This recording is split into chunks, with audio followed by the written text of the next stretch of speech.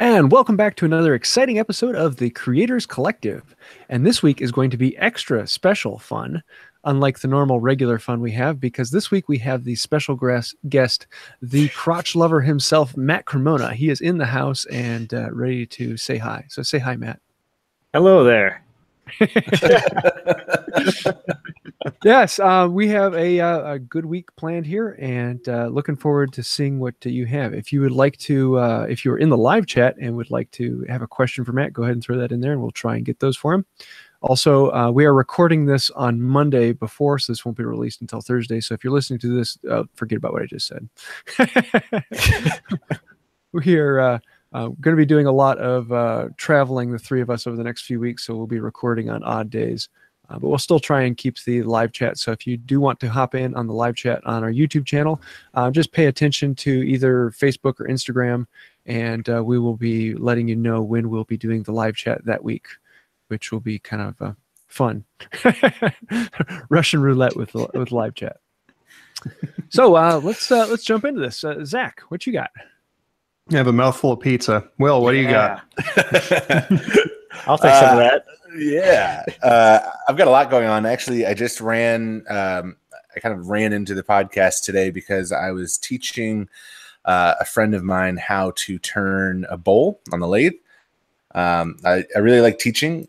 In person, it can be a little nerve-wracking, though, because as someone who is a more experienced turner, I'm not the best turner, but I'm more experienced than a total beginner.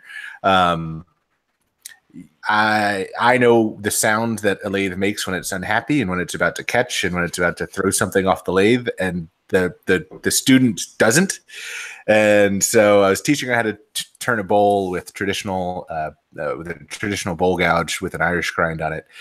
And she was getting her left and rights mixed up and closed flute versus open flutes mixed up. And I'd say, close the flute. And she would open the flute. And I was like, close the flute. I was just waiting for this 9-inch cherry bowl to like fly off the lathe and like smack her in the head. But it didn't. And she's coming back to finish it tomorrow.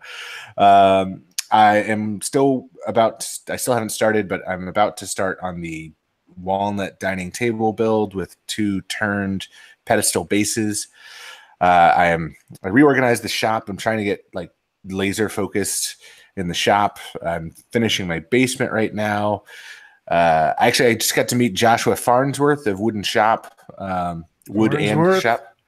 Future fans out there. He's opening a school for woodworking, and he's about 20 minutes from me. And some of the guys from the Fredericksburg area woodworking guild were coming down to our area to meet him in his shop and kind of learn more about the school. And they invited me, and so that was really cool. And yeah, that's what I got going on. What's the diameter on the pedestals you're turning? They'll be about 9.5 inches. Oh, okay. By 27-ish, maybe 25-ish inches tall, and then the tabletop and the cross supports. So it'll end up being 30. The table will end up being 30 inches tall, which is a pretty standard table height. Mm-hmm. But I've got to subtract all the other components and figure out how tall it is. But it'll be about 9.5 inches around. It's one of my favorite tricks to play on people who don't build furniture. Is you tell people that, like, yeah, your average table is like 29 to 31 inches tall. And they're like, okay. And then you hold your hand where about 29 to 31 inches tall, especially if you're in a room that doesn't have a table. And they're like, no way. There's no way it's that low. That's ridiculous. That is not right. I'll bet you could probably win bets. I've never done it, but it does look ridiculously low. And then you hold a tape measure up to one. You're like, oh my God. Yep. So, yeah. Totally. When I was talking to the woman for this table commission, we were going over sizes and widths and lengths, and I was like, yeah, and you want it about 30 inches tall. And she was like, that seems really short. Can you make it taller? And I was like, she's like, we're a really tall family. And I was like, all right, go inside and measure your current table. And it was like 29 inches. And she was like, oh, okay, wow. Yeah, I can make the table taller, but you won't have any chairs that fit it. Yeah, you'll be eating like with your chin. Yeah, that's the worst is when you go into a restaurant and they didn't think about like matching the table height to the chairs, and it's either like way too low or way too high. Yeah, don't want that. Yeah. Zach, now that you're not eating pizza, what are you working on? I still am, but I'm on like a pizza intermission. So, pizza mission. Yeah. So I have been spending a lot of time on. I got a FEER, PHEER, belt grinder down to setting the thing up and kind of getting used to it, getting used to grinding some bevels, and I made a couple of little knives, and yesterday, I think it was the day before yesterday, there's an old beat up ball peen hammer that I found a long time ago, and I finally like reprofiled and redid all the bevels and kind of redesigned the shape of that thing, just kind of getting accustomed to how to use a belt grinder. So that's been a lot of fun. Today is not fun though. I am out doing the body work on my truck, and I hate it. I hate sanding, and I hate body filler, and it's terrible. But yeah, anyway, that's what I'm up to. Such a strong word. It gets old so fast. It's one of those things where you're like, it's not that bad. And then you go out there and you start doing it, and you're like, oh my God. Just knowing that you're going to be doing it for like 6-7 hours straight. It's terrible. So I saw that knife that you did on the FEER grinder. That was pretty cool. Thanks. It made me look into grinders, belt grinders. That was just something quick. That was actually just a chunk of mild steel. And like I said, I'm just trying to get used to grinding bevels, and it's trickier than it looks to try and get the angles right on there. The hammer was really cool though. I'm really happy with the way that one turned out. I got a picture of that on my Instagram if anybody's curious. Are you going to? You have the forge, right? Mm-hmm. So you can heat the steel up to whatever it needs to be heated to, and then when you're going to temper the blades, are you going to use your household oven, or would your wife kill you? I'm probably just going to get. I mean, I've done a good amount of ornamental blacksmithing, but blades and hardenable steel is new to me. So I'm probably just going to get like a toaster oven, and then for the time being, and then I'm going to do my research and figure out what I want as far as I muted that too. It's a pizza. We can cut that out. See on your face. The Creators Collective podcast, the most professional podcast on the internet. Yes. Anywho, so yeah, I'm gonna do some research on like an actual proper, kiln / like tempering oven. So there's a lot of them out there, but I can't remember if last week I talked about it, but I'm gonna be going up to Indiana the 26th, the end of the month, to take a big forging class up there on the hydraulic press and some hand forging stuff as well. So should kind of gearing up to do some like hatchets and that sort of stuff. Cool. Yeah. Sounds like fun. James, what are you working on? Well, I'm working on the glue test. It's coming down. I'm hoping today to actually have all of the data crunched by the end of the day. Have all the tests done. So I'm currently just shy of 3/4 of the way through actually breaking off all the blocks. So it's coming along. But I did blocks. Yeah, 1,280 actual test blocks. A little over 1,350 of blocks I've broken. I've just had a bunch of pre-test blocks so I could test the test. But I did a video Saturday actually going through the whole process and explaining what the test is all about and a lot of the scientific stuff behind it. A lot of people really thumbs down the video because I was just talking about the test and didn't actually tell them any numbers. But it was kind of one of those things I had to do, and it was a long one. It's like 16 minutes long of just me talking about the test and actually explaining the parameters. But if I want to make it somewhat scientific, I've got to do that. So But and then today I actually did a live video on the channel where I went through 32 of the blocks, breaking them, and so people could actually start to see the test and kind of get an idea of how it was working, and they could get on there and guess. I wonder what what pressure this one's going to break at, and that was fun because a lot of this is really surprising to me. There's a lot of outcomes that I was not expecting. Can you share any of those yet? No, because this test costs so much. I'm really making this as a big thank you to my patrons for helping me out with this test, and they've really stepped up with making this happen. So until Saturday, the only people who know the answers are my patrons on Patreon. I'm sharing my my spreadsheet with them. But come Saturday, when I release the final video, I will release the spreadsheet and all the data that goes with it. So, all right. Now, so if you're really itching and you want to see it now, there you go. Yep. All right, now drum roll, please. Let's get involved with Matt Cremona, our special guest. Matt, what are you working on right now in your shop? Right now in my shop, nothing. I'm at like a nice little holding period right now. I've been working on the waterfall tables for the guild for the last few months, and now I have 2 of the tables done, and the 3rd table I'm just waiting on the glass to come in for that.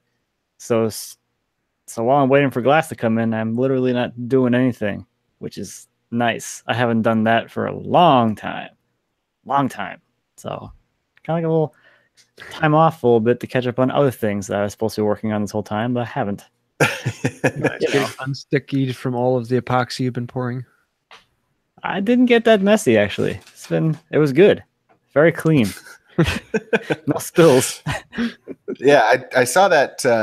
I recently did a live edge void fill with some epoxy that I hadn't used before, and it didn't cure on the first pour, or on the second pour rather, and it was really frustrating. And then I saw your video where you talked about the different mixing ratios of epoxy, and you were like bending the thing in half, and it was like this super rubbery, and it was counterintuitive where you add less hardener and more resin. Is that right? That product is really goofy. Yeah. It has some really nice working properties, so it works really well, and I can see why people like it. I just can't wrap my mind around how the heck it actually can cure at a different ratio, because in my mind, that means since it's a chemical reaction, there's unreacted reactants left over afterwards if it's mixed at a different ratio. So something doesn't add up to me, at least. So I don't know. It's a little goofy. Yeah. And everything that I read on, what was I using? Ecopoxy? No, it wasn't the Ecopoxy. I was using the Envirotex Lite because Peter Brown recommended it, and he does everything in epoxy and resin. So I was like, oh, I'll take his word for it. And my second pour didn't cure at all, and it just turned into. It felt like a melted gummy bear. And I was like, okay, well, I'll just leave it for a week and see if it cures, and it never did. And this was on a commission piece, and I was like, ooh. Yeah, so I had to dig it all out, and it still wasn't perfect. And I had to basically tell the client, like, hey, this might not cure, and I'm going to need to do an overpour on it in place. And they're like, oh, this might not cure. But it might at the same time. I don't know. It was like a really long time. And so it made me curious to experiment with different ratios. Did you ever figure out why it didn't cure? I think my shop. I mixed it for 2 minutes like they told me to. I did the double, container thing where you put it in one container and then you pour it in another container, and it's supposed to be, the best way to mix. I think my shop just wasn't warm enough because it was a commission over the winter, and my shop is in my basement, and it wasn't 75 degrees down there, which is like what they say is the best. And so, yeah, that was kind of like a womp womp. And the kicker was this is after I tried to talk them into not using that certain slab because it was going to be such a big epoxy pour and take multiple pours to not set it on fire. Yeah. And they're like, no, we really want to use this. And I was like, but I've got a guy. And they're like, nope, we want to use this. And I was like, okay. And then, of course, it just went bad. It went badly, poorly. Zing. Yeah. So what you got next then coming up? I got a couple shop projects, and then I'm going to work on the sawmill for a bit before the next guild project starts in the summer. So You gonna get the hydraulics in this year? maybe in the fall. I don't think I'm going to have time to do it all before the next project starts in the guild. But probably. What are you working on next on the mill? I got to put it back together still. I took it apart in August to paint it, and I never finished putting it back together. So it's still sitting out there with the lift mechanism not in there. And I want to get it all buttoned up, like all of the initial version stuff buttoned up. So it's all done as far as the manual basic mill version goes. So that's kind of like compartmentalizes its own thing before I start adding the hydraulic options to it. So I have a few little details here and there to do to finish up, and then that should be good. I'm gonna cut stuff again. I miss cutting stuff. So when you first announced this build, you kind of had an estimate of how much it was going to cost. Yeah. And now that you've kind of gotten the basic mill done and it's cutting, do you think that you've pretty well stuck to that estimate, or did you go over, under? Yeah, so a lot of things happened through the whole process. So my initial estimate was $5,000 to build that, and that estimate was based off of the cost of the wheels and all the steel, and $1,000 for everything else. And two things kind of happened. So first of all, everything else added up pretty quickly because like a lot of little things just kind of added to it, and I kind of blew through that. I'm like, oh, I should use some really good paint. So I spent like $500 on paint. So like stuff like that kind of affected that. And then the other thing that happened was as I got into it, some of the things I had planned to like make myself and save money there, I was like, screw that. I'm just going to go buy the best whatever and make it as heavy duty as possible and not worry about it. So like the blade guides, I was going to make those. It probably cost me around $50 in materials. I bought those ones, and they're $250 a piece. So $500 for blade guides. So I spent 10 times as much on blade guides as I had originally intended. But really happy with the results because I did it all for right around $8,500. And nothing you can buy unless you start spending like $100,000 is built to that level of a lot of people call it overkill. I call it vibration dampening. But yeah, I don't know. I think I did pretty well.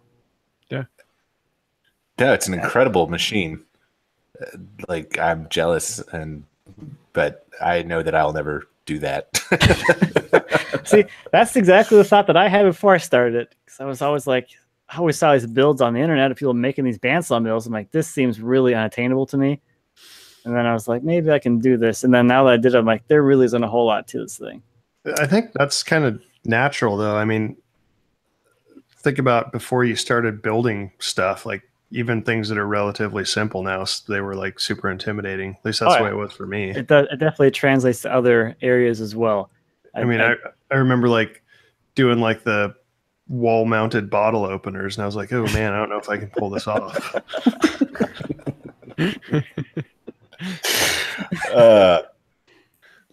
What do you say we move on to a few questions? I've actually had several come in from the chat and others that have questions for Matt. Ryan, actually, Will, this one came in from one of yours. Why don't you read it? Yeah, so Ryan T. Collier, since you and Matt, so you being me, Will Walker, since you and Matt both have kids, how do you manage the competing priorities of woodworking or shop time and family time, house time and spending time with your family? Apparently they're not interested in how James handles his kids in work life. So it's like that guy just ran like 50K. Like we don't want to ask him any questions. Yeah, we could include James on this, and Zach, you have to sit out because you're I have 2 dogs. Kidless. Yeah. I have 3 dogs, a cat, and a kid. Oh, okay. You win. All right, so Matt, let's start with you because you're the guest of honor. Oh, okay, fine. I have a fairly easy answer to this. It's schedule, I think. I have a pretty set schedule. So I have work time and I have family time, and that's pretty much how my days and weeks go. Yes. Cool. That. In-depth answer. I like it. So an answer. No, all right. So I guess mine, because this is becoming more and more of a career where it's bringing in money. My work day, my wife is really encouraging me to make money for the family. So I have like that. Yeah.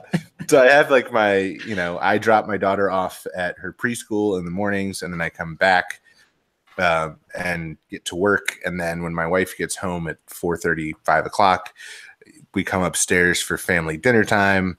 And then because I spend the mornings with my daughter, my wife really likes to have that time with our daughter in the evenings where she can feel like she gets to spend time with her, where I'm not. It's not like a selfish thing, but she just likes to spend time with just her. And so that frees me up in the evenings to edit videos or go back down to the shop and work on something, or, relax my brain or try to read a book or something. But yeah, so it's because this is starting to become more of a career and less of a hobby, that's how I balance it. I don't know, James, you're the stay-at-home dad, Yeah. Woodworking hobbyist for fun guy. Well, when the kids are like 3 years old and younger, it can be a real pain because they're at the age where you still have to have a constant eye on them. And so you either have to have someone else in there, or you have to have a playpen in your shop.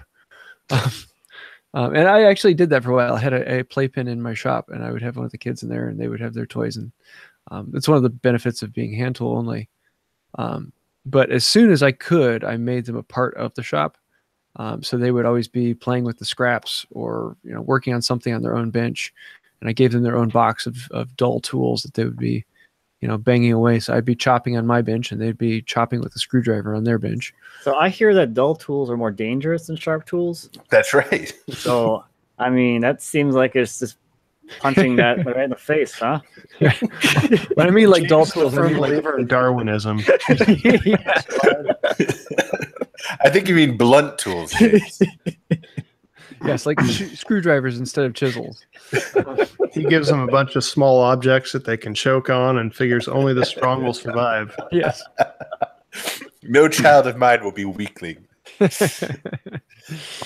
His gene pool goes very deep.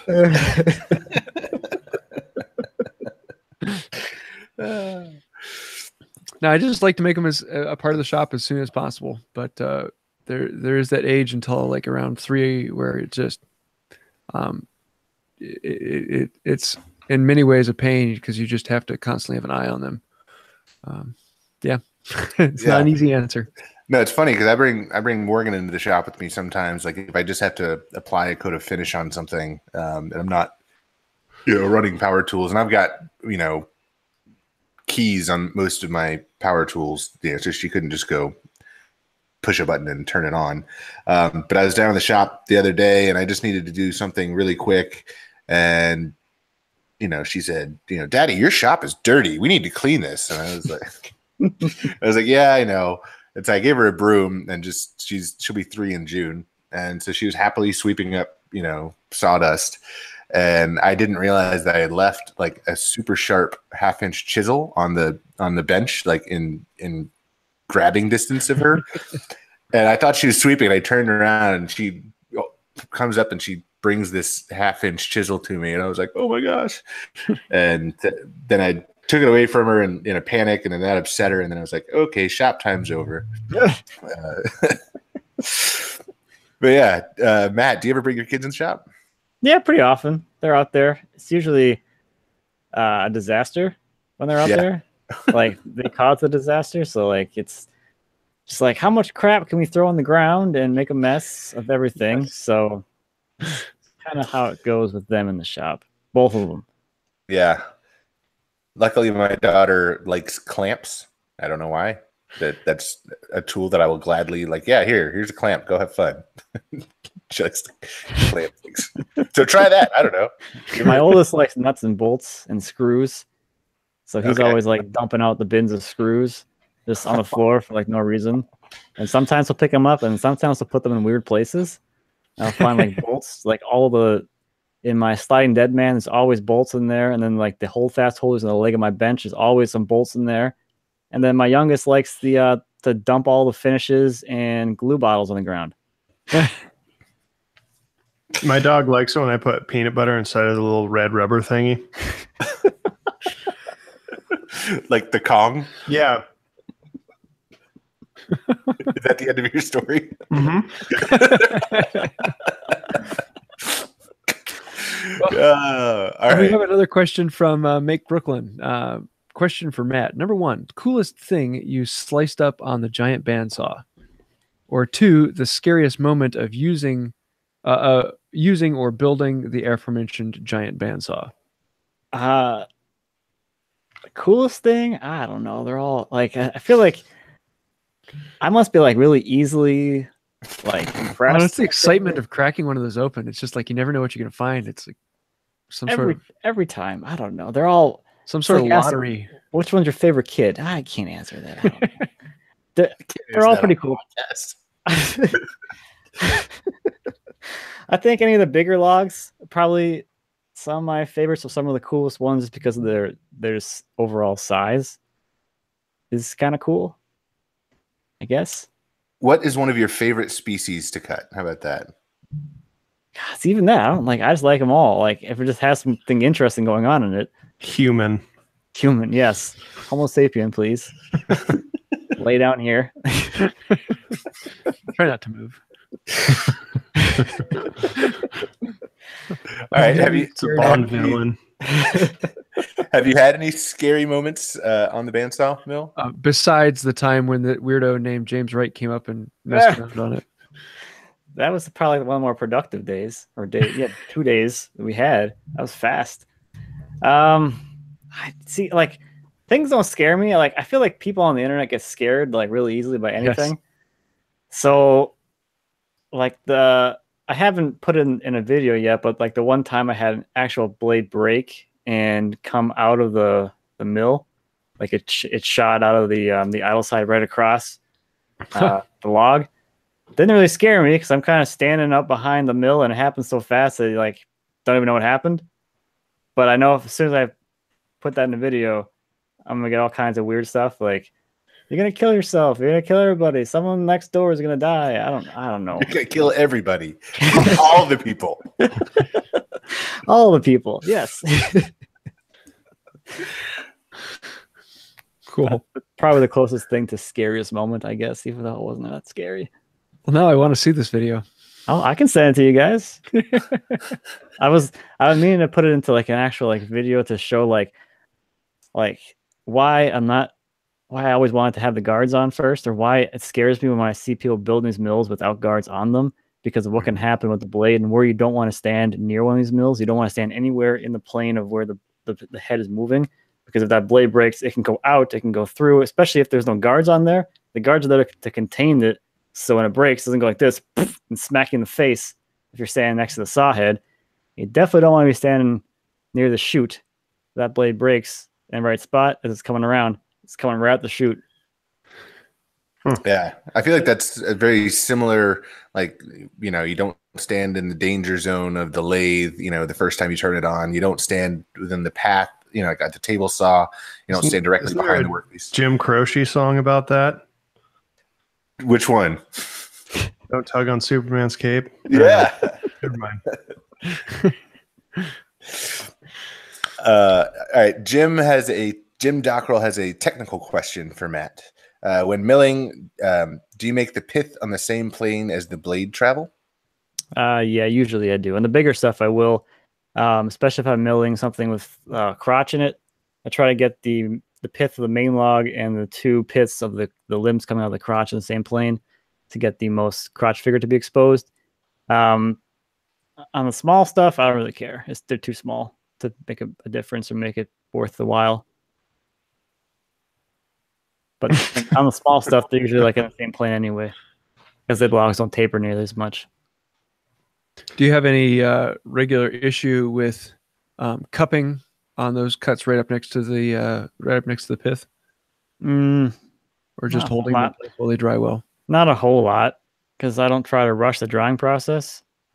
So usually it ends up pretty flat. The stuff I have outside, the bigger stuff that's been drying for a year now, is totally flat still. Hasn't even done anything. Oh wow! Because I have 2 slabs that I brought in 2 years ago that cupped a little bit, but I didn't have much weight on top of them, so they're just kind of sitting there. Just kind of interested to see if it was because they were drying in my basement, drying faster, or if it was because they didn't have enough weight on them. A little bit of both. The stuff I dry in the basement usually does pretty well if I have all that weight on top of it. If it's gonna cup like that, you might see a crack if it's around the pith before the cupping happens, so it ends up kind of leveling out, I guess. But I don't know. James is losing it. Yeah, I'm reading the chat.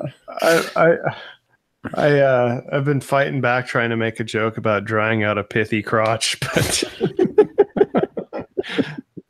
okay, all right, I'm done. Paul Jackman showed up to the live chat. And yeah, he's here for Cremona's crotch. Yeah, I know he is. Crotch hunter. This live chat is making it really difficult.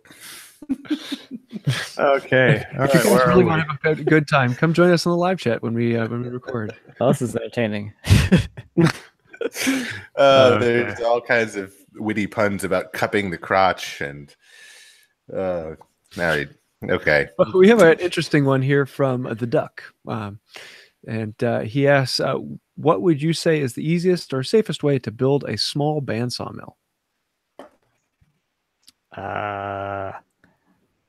One with guards? I don't know. Well, let's do this. If you were wanting to build something that was like 24 inches, nothing major, but in chainsaw size, what would be the way you would go? A chainsaw? Is that what you said? Well, no, like something that would be in that size. How would you make the bandsaw mill? Detailed. Give us details, blueprints if you have them. You have a SketchUp model. I like the design that I'm using on mine because it's really easy to kind of put it together. There's a lot of simplicity in the whole mechanism. So I would probably just follow the same design to scale it down. You probably don't need to go to the same extent that I did with all the structural stuff. You could definitely thin things out a lot. But the overall design of having the drive side with the pillow blocks, whatever size shaft you need on that smaller apparatus you're going to have, and the adjusters are going to be exactly the same. And then the idle side, the sliding box thing over the tube, it works really well for tensioning the blade. So I probably do exactly the same thing, similar carriage, similar track. Cool. Yeah. Is this a good time to plug your giantbandsaw.com? Giantbandsawmill.com? Yeah. One of the many domains I own. Yes. Yeah. How many domains have you purchased now? Too many, thanks to the first year of Wood Talk. I was like, oh, Shannon Mark says I should do something. I should probably do it. And then that kind of grew old pretty quickly. And then I stopped respecting their opinions. And now I don't listen to them as much. That's right. You got to hold your own. Yes, now I do. Cool. Well, did we have another? Oh, yeah. What's one more important YouTube in? Oh, the Doc Darkness asks, so what's one more important YouTube interaction or event? What's more important, YouTube interaction or event appearances? Which is more rewarding? There you go. Yeah. I don't know. That's again, like I can't make that decision. I don't know, because both of them are really rewarding and fun in their own way. I can't tell you the number of times I've been at an event and someone's come to me and to talk to me, and they've watched all the videos, they know all these things, they've never commented. So it's interesting to meet those people that just don't comment for whatever reason.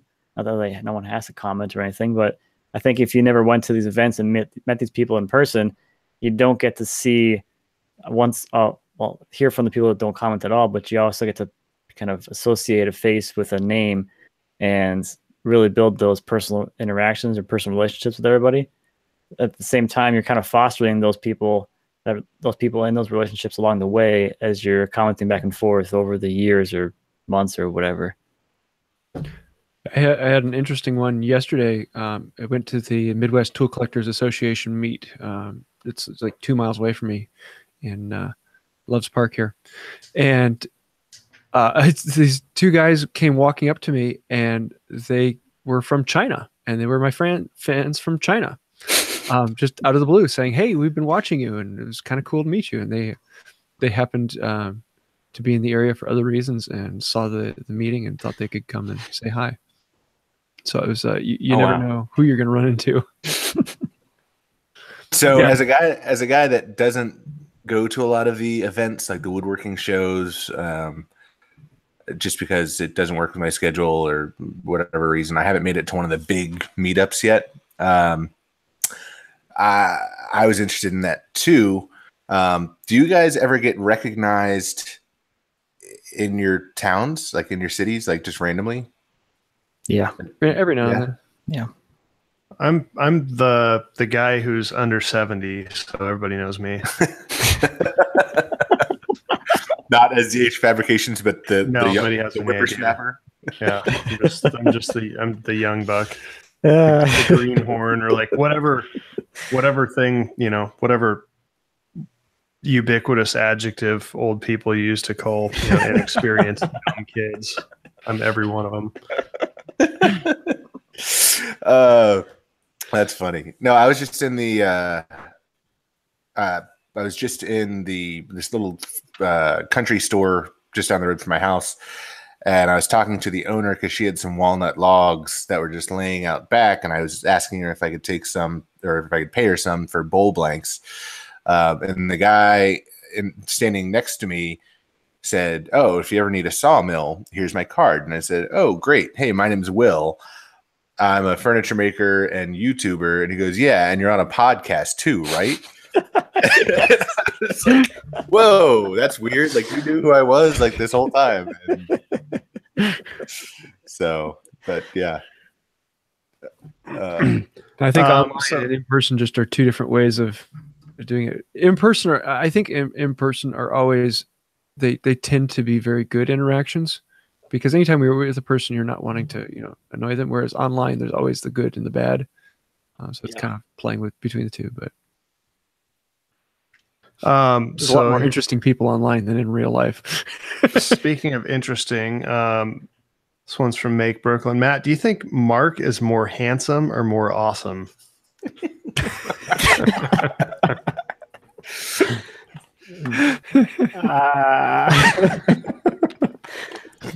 Maybe, I don't know. I mean, he's getting old now, so definitely losing some of those handsome points. If you could only look at him or listen to him. Oh, that's good. I'll probably just look at him. Yeah, just take a hit listening to him. I think we can take that for the joke of the week. Yeah, because we're recording early. We are going to. I know we said we were going to do the Creators Photo Challenge this week, but because we're recording early, we're still allowing you to have that in until Thursday. Well, actually, it'll probably be Friday is when we'll be recording next. I don't know. Just turn in your damn pictures. We don't know what's going on. Yes, but we'll be choosing them next week, which will actually be we'll be recording Friday, this coming Friday, which will be tomorrow if you're listening to it. Get them in by Thursday. The future. Yeah. And you'll win something. Yeah. Yes. We'll win something from my shop, which may be kind of fun because I just went to the Midwest Tool Collectors yesterday and have a bunch of things to give away. So Matt will send you the pithiest crotch he has. Absolutely. Well, let's get into what's inspiring this week. Will, what you got? So this isn't new, but it's kind of new. I've been watching Casey Neistat's new project 368. It's more of his vlogging, but it's a really different style than he's used to doing.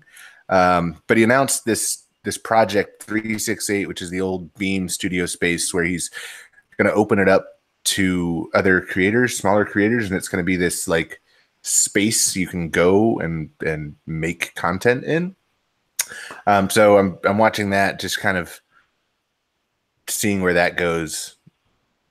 But it's interesting. I don't know. That's a really boring answer, I know, but Look at YouTube. It's not YouTube. but it's related to YouTube. So yeah, I've just been busy.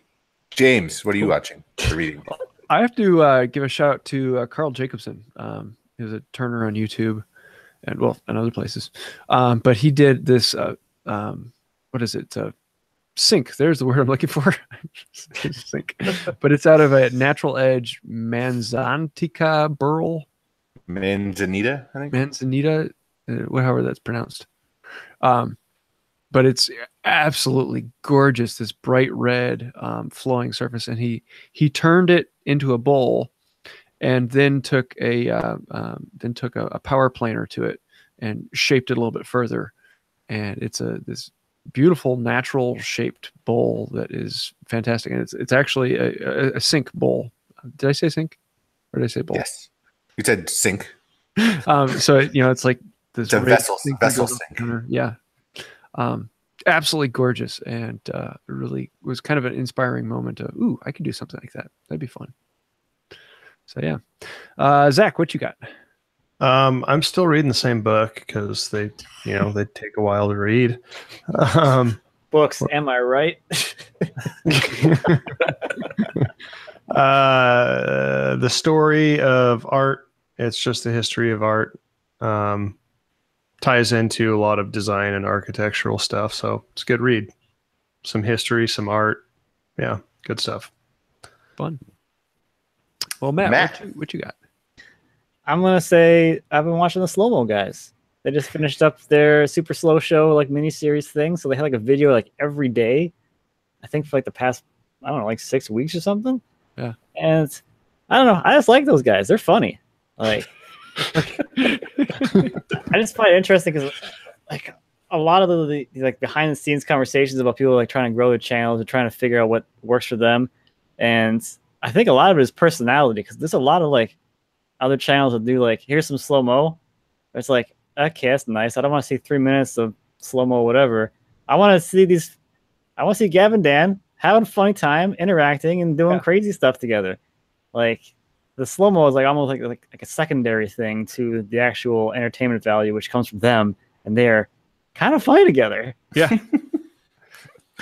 I have to check them out. I've never actually watched them. I've heard of them, but I just never have. But you've encouraged me to. I'm going to go watch them after this show. Yeah, they did one where they actually climbed inside of a weather balloon. Yeah. A 30-foot diameter weather balloon. And climbed inside and did slow-mo footage of it popping from inside the balloon. Yeah. And it was oh, that's cool. So actually, this kind of relates. So in that book that I'm reading, The Story of Art, one of the first things it talks about is how all the old paintings of horses and stuff, I can't remember the logistics of it, but you look at pretty much all historical paintings of horses, all their legs are off the ground at the same time and they're spread out and stuff. Well, it was only recently when we got high-speed cameras that we realized that all of those paintings are completely inaccurate, because that's not how they run. And so I can't remember when this happened.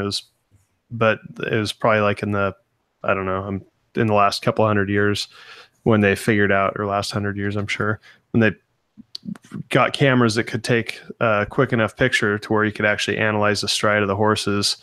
And it's totally different than they've been painted historically. And then when people started painting them correctly, it just looked wrong. So everybody just went back to painting them incorrectly. I just thought that was kind of interesting. Would this be in a gallop or in a canter, or? I don't know. Don't know. The slow-mo guy should do one on that. That'd be good. Well, since you're talking, what's your favorite tool of the week? I don't have one yet. Fine, Will, what you got? I picked up a set of proper dividers from the guy when I spoke at the Fredericksburg Area Woodworkers Guild. This guy Rick Long, who is the president of the Richmond Antique Tools Society, and so he sells tools. He actually gifted me a nice Stanley 151 also, but a proper set of dividers. They're made by the Samson Tool Manufacturing Company. So I've been using this to lay out proper dovetails instead of just using my compass, like, you know, with a pencil, like that you'd use in 3rd grade. So I'm really excited about that. And I don't have an affiliate link, so you'll just have to believe me that I bought them from an antique tool dealer. How proper of you. I think I used proper 10 times in that. Well, you know, that is funny, though. A good set of dividers, though, are just so nice to use. Yeah, it's a great thing to have. Yeah. And dividers in general. Yeah. Well, I picked up a miter shear yesterday at the Midwest Tool Collectors meet, and I am in love with this thing. I've wanted one for a very long time, but finally got this one, and got a really decent deal on it too. But if you've never seen a miter shear, you know, imagine it's scary. Yeah, like the massive, biggest paper cutter you've ever seen laid up on its side. Holy crap. But with a bigger handle, and it has enough strength to shear through a 1x4. It's like a sideways guillotine. Yeah. But the cool thing about it is it does basically exactly what a shooting board would do, except for it can take off like a 1/16 of an inch. That's crazy. So that's a really good tool for your kids to use. Yes. Stick your hand in here. Slash. But you know, like a 6-inch long razor sharp knife with a 2-foot lever behind it, forcing it in. So for doing things like millwork and picture frames, it is phenomenal. Or interrogations.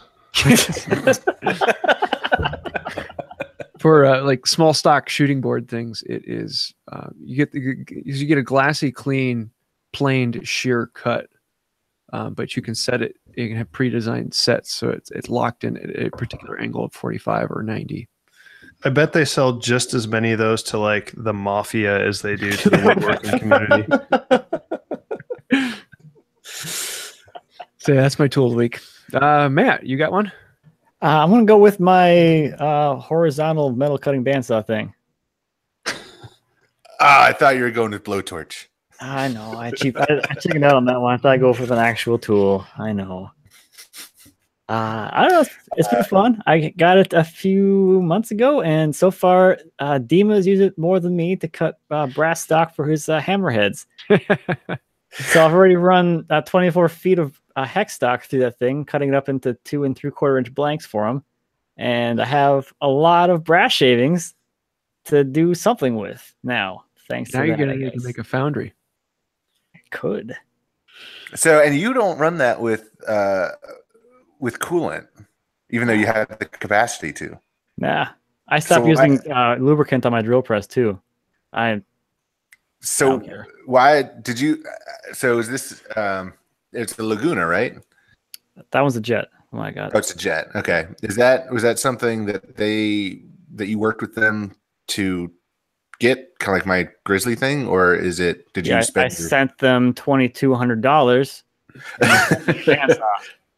No, so that was my question. Is like, were you paying your money for it, or was it like a kind of a brand like influencer thing?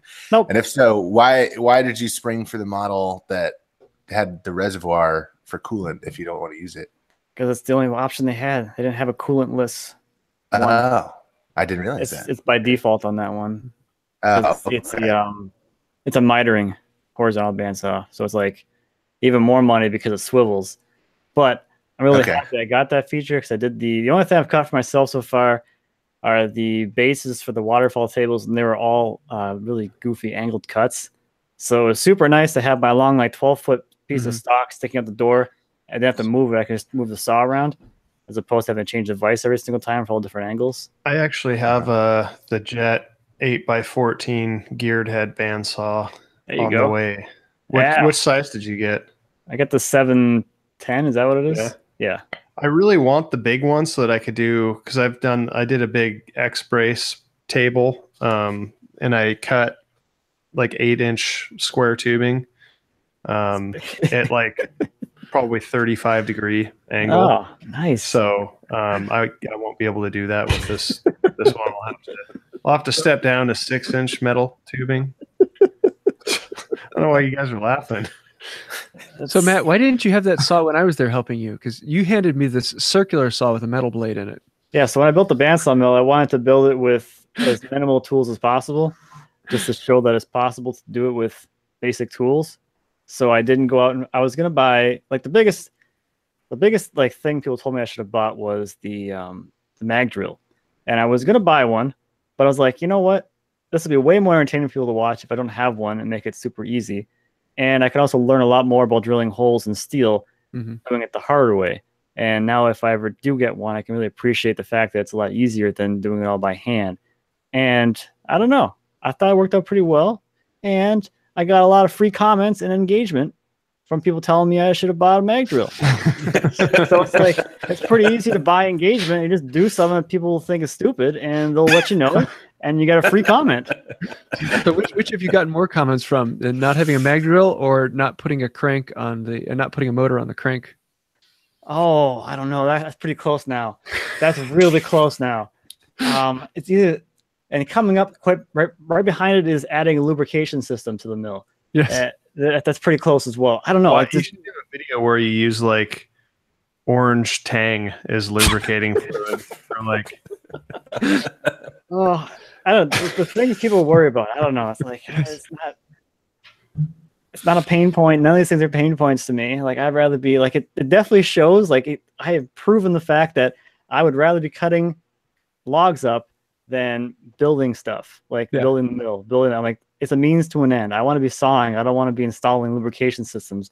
I'm standing there anyway. I might as well just push a little button on a pump and just spray the blade to keep it keep it quiet. Which you should just why I use it anyway. You should just tell people, yeah, well, I've got a giant bandsaw mill. What do you have? Nanny boo boo. That'll go really well. Yeah, it'll go really well. You probably get more comments on your comment. Oh, that's true. Oh no. Yeah. See, I think that's the next generation of YouTube, is that we are actually going to become the trolls of YouTube, just trying to get people to comment. I already do that. It's incredible, like how many decisions I make in my workflow and my process and what I show is driven by comments. Yes. The comments I expect I'm going to get, like, do I want to deal with this comment? Yes or no? If no, then I'll do it the way that people think I should do it and they'll leave me alone. Otherwise, if I'm feeling a little bit on the more like crazy side, then I'll just do it the way that I expect these comments to come in and get the comments, I guess, and deal with it. But I got to feel like in a certain mood for that. Otherwise, like, I don't want to deal with that right now or ever.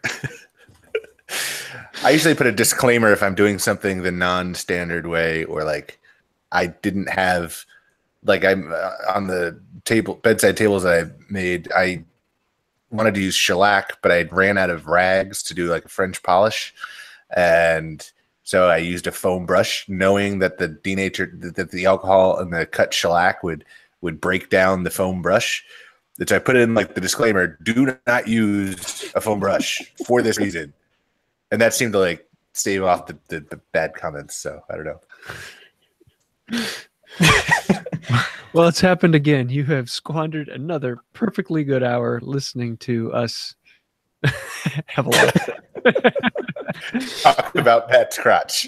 Yes. I have to say a huge thank you, Matt. This has been an awesome time on here. This was rather enjoyable. I'm looking forward to doing it again some more time. You sound surprised. Yeah, bully for you. You never know what you're getting into, you know? We'll let you go so you can go enjoy your crotch. Oh, yeah. I'm going to go over there and just stroke it. With the grain, though, you know. Might be against the grain. I don't know. We'll see how crazy I'm feeling. Depends on those comments. Yes. So if we devolve. If you want to join us live in the future, we will be recording on the YouTube channel, Creators Collective. You can feel free to join us there. And until next time, have a wonderful day. Later, guys. Goodbye.